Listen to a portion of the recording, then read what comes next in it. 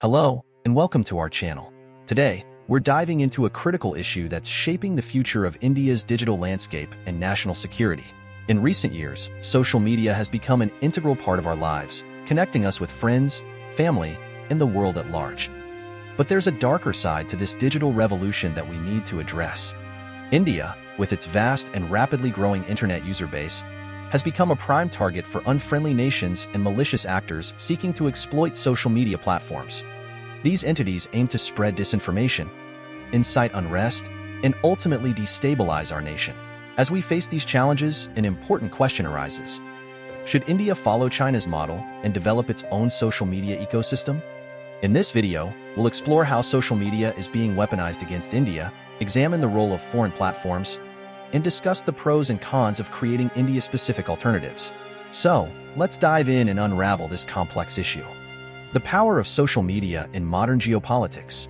Before we delve into the specifics of India's situation, it's crucial to understand the immense power that social media wields in today's geopolitical landscape.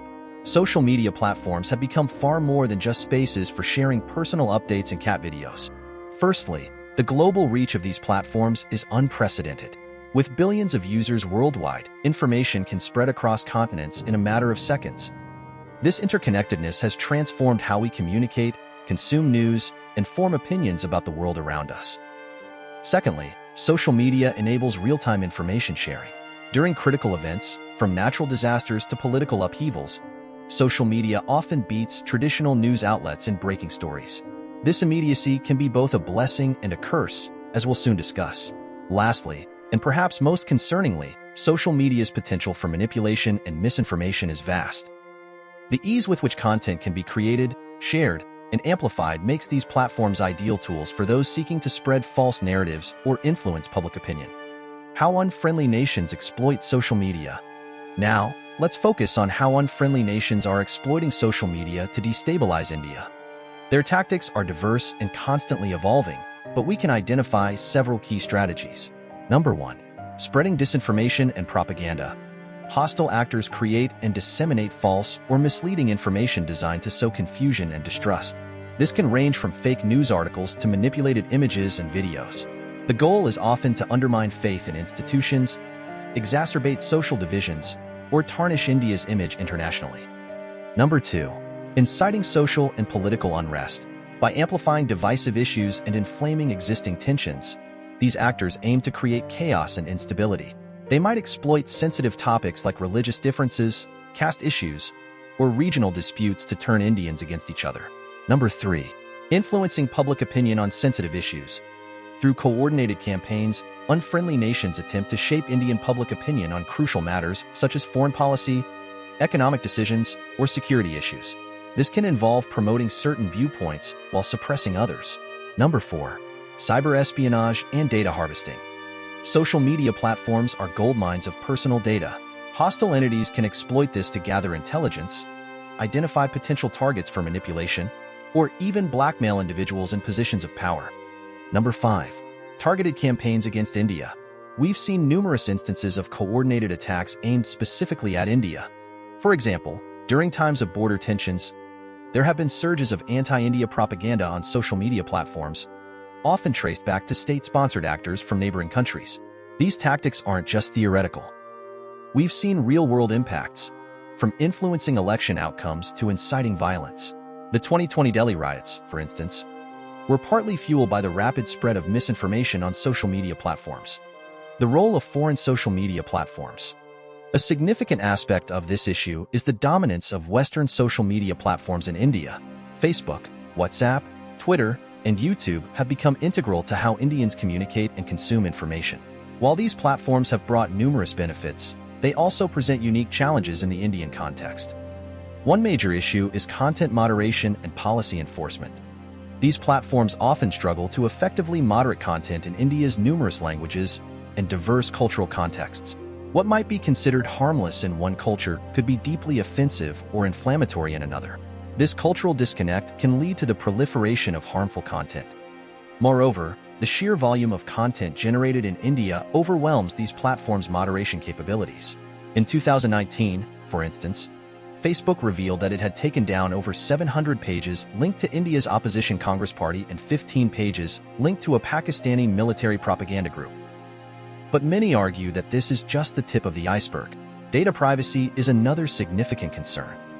The vast amounts of data collected by these foreign platforms raise questions about data sovereignty. Where is this data stored? Who has access to it? Could it be used against India's interests? The Cambridge Analytica scandal showed us how social media data could be weaponized for political manipulation, and India is not immune to such threats. Political exploitation of social media within India. It's important to note that it's not just foreign actors misusing social media. Domestic politicians and parties have also recognized the power of these platforms and sometimes exploit them in ways that can be detrimental to national harmony and democratic processes. Political parties across the spectrum have been accused of running coordinated disinformation campaigns, especially during election periods. These campaigns often involve spreading divisive content, attacking opponents with unverified claims, and polarizing the electorate along religious or caste lines. The use of automated bots and paid trolls to amplify certain messages and drown out opposing viewpoints has become commonplace. This not only distorts public discourse, but also creates an environment where extreme views are normalized and moderate voices are silenced. The impact on India's democratic processes is profound. Social media echo chambers reinforce existing biases, making it harder for citizens to access balanced information and make informed decisions. The rapid spread of sensationalized or false information can lead to real-world violence, as we've seen in several instances of mob lynchings sparked by WhatsApp rumors. The Chinese model, pros and cons. Given these challenges, some have suggested that India should follow China's model of creating its own social media ecosystem. Let's examine this approach. China has effectively created a parallel internet, with platforms like WeChat, Weibo, and TikTok, known as Douyin in China, serving as alternatives to Western social media. This approach offers several potential benefits. Number 1. Data sovereignty. By keeping user data within national borders, China maintains greater control over its citizens' information and reduces the risk of foreign exploitation. Number 2. Economic advantages. The success of these platforms has created tech giants like Tencent and ByteDance, boosting China's digital economy and providing jobs. Number 3. Cultural preservation. Chinese platforms are tailored to local cultural norms and values, potentially reducing the impact of Western cultural influence. However, the Chinese model also has significant drawbacks. Number 1. Censorship and surveillance. The tight control over these platforms has led to widespread censorship and invasive surveillance, raising serious human rights concerns. Number 2. Limited global connectivity. Chinese citizens have restricted access to global information and perspectives, potentially limiting innovation and cultural exchange. Number 3. Technological isolation. The separate ecosystem can lead to technological divergence, potentially putting China at a disadvantage in some areas of tech development. Should India develop its own social media platforms? Now, let's consider whether India should develop its own social media platforms. There are compelling arguments on both sides. Potential benefits include enhanced national security through greater control over data and information flows, economic opportunities in developing a robust domestic tech sector, platforms better suited to India's linguistic and cultural diversity. However, there are significant challenges.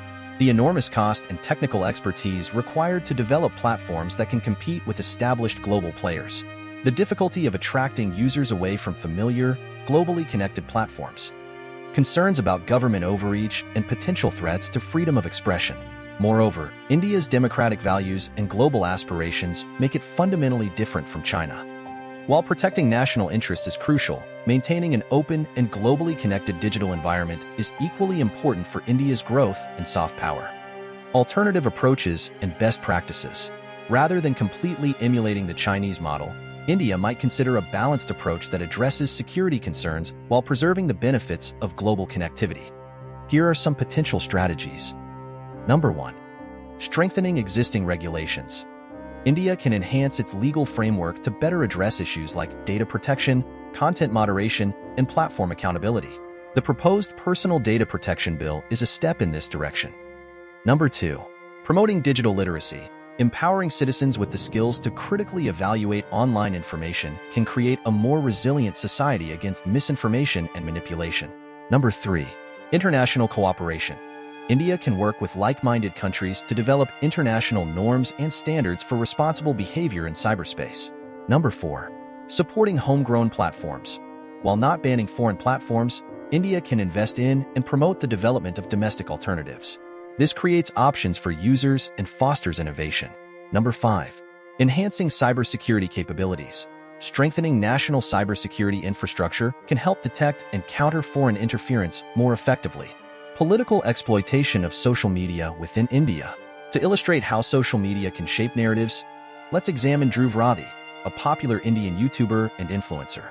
Radhi's content demonstrates the power of using fragmented truths to influence audience perceptions. Radhi's videos blend factual information with personal opinions and selective data presentation.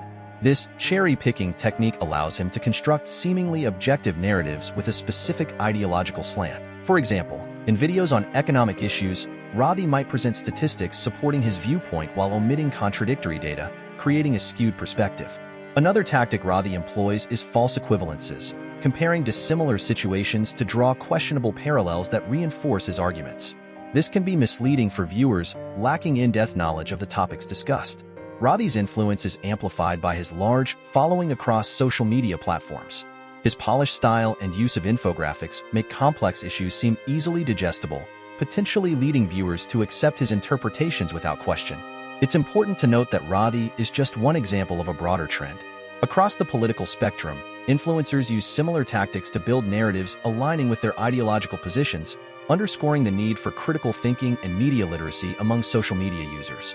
As we've explored in this video, the challenge of social media exploitation by unfriendly nations is complex and multifaceted. What do you think? Should India develop its own social media platforms? Or is there a better way to address these challenges? Share your thoughts in the comments below.